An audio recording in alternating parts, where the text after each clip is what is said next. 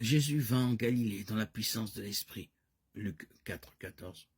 Et il se mit à prêcher, d'abord dans les synagogues. L'attente générale de la venue du Messie fournissait un point de départ à son enseignement.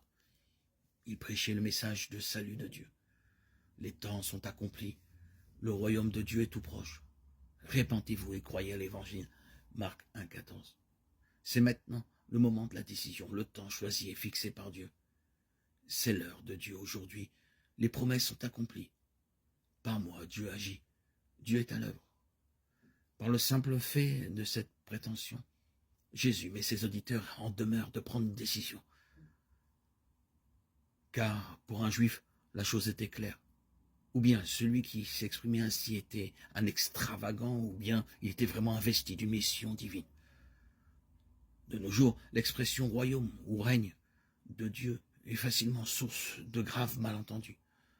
À ces mots, nous agissons avec les préjugés et les réticences de notre époque. C'est à partir de son expérience historique qu'Israël s'était forgé sa conception du royaume de Dieu. Bien qu'ayant un caractère avant tout national, ce royaume était conçu comme celui de la justice et de la paix universelle. Pour Jésus, comme déjà pour Jean-Baptiste, l'aspect nationaliste est complètement dépassé.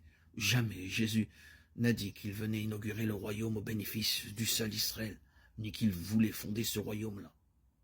Entre l'enseignement de Jésus et l'attente d'Israël, il n'y a qu'un seul point commun. Le royaume de Dieu ne peut venir que de Dieu seul.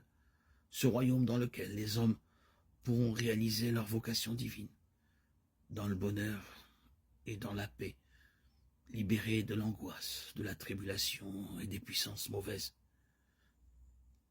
Car Dieu seul est le Seigneur.